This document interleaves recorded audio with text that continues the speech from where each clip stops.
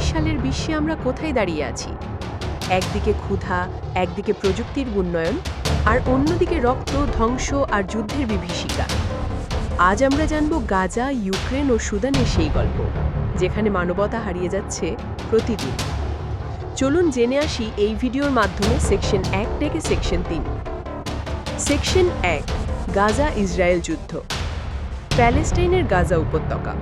2023 সালের অক্টোবর থেকে শুরু হওয়া ভয়াবহ যুদ্ধ এখনও থামেনি। ইসরায়েলি বোমা হামলায় ধ্বংসস্তূপে পরিণত হয়েছে হাসপাতাল, স্কুল আর ঘরবাড়ি। হাজার হাজার নারী শিশু প্রাণ হারিয়েছে। মানবিক সহায়তা বন্ধ, পানি নেই, বিদ্যুৎ নেই। গাজা এখন মৃত্যু উপত্যকা। জাতিসংঘের আহ্বান সত্ত্বেও যুদ্ধ বন্ধ হচ্ছে না। সেকশন 2, রাশিয়া ইউক্রেন যুদ্ধ। ইউরোপের পূর্বে ইউক্রেন, এই দেশটির স্বাধীনতার জন্য শুরু হয় রাশিয়ার বিরুদ্ধে সংগ্রাম। 2022 সালের ফেব্রুয়ারিতে রাশিয়ার আক্রমণ শুরু হয়। আজও চলছে যুদ্ধ। বোমা, ড্রোন, ট্যাঙ্কের শব্দে জেগে ওঠে ইউক্রেনের শহরগুলো।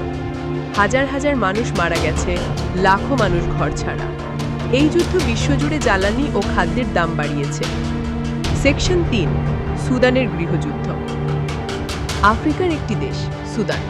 2023 সালে সেনাবাহিনী ও আধা সামরিক বাহিনীর মধ্যে শুরু হয় গৃহযুদ্ধ। রাজধানী খার্তুমে গোলাগুলির মধ্যে আটকে পড়ে সাধারণ মানুষ। খাবার, পানি, চিকিৎসা সবই সংকটে। এই যুদ্ধে শিশুরাও রক্ষা পাচ্ছে না। বিশ্ব বলছে এটি এক ভয়াবহ মানবিক বিপর্যয়। অতএব, এই কি আমাদের আধুনিক পৃথিবী, যেখানে বিজ্ঞান এগিয়েছে কিন্তু হৃদয় পিছিয়ে গেছে? গাজার শিশুর কান্না, ইউক্রেনের ধ্বংসস্তূপ আর সুদানের আহাজারি সবই প্রশ্ন তোলে। আমরা কি সত্যি সভ্য? বিশ্বশান্তির স্বপ্ন কি কেবল এক অলীক কল্পনা? এই যুদ্ধ থামাতে হলে দরকার একসাথে জেগে ওঠা। মানবতা, সহানুভূতি আর ভালোবাসা দিয়ে গড়ে তুলতে হবে একটি নতুন বিশ্ব। আসুন আমরা সেই পথেই হাঁটি। এই ভিডিওটি প্রস্তুত করেছেন মোহাম্মদ ফরিদুল ইসলাম।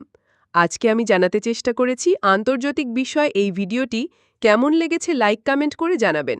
যদি ভালো লেগে থাকে শেয়ার করে অন্যকে জানিয়ে দিবেন। আসসালামু আলাইকুম, আল্লাহ হাফেজ।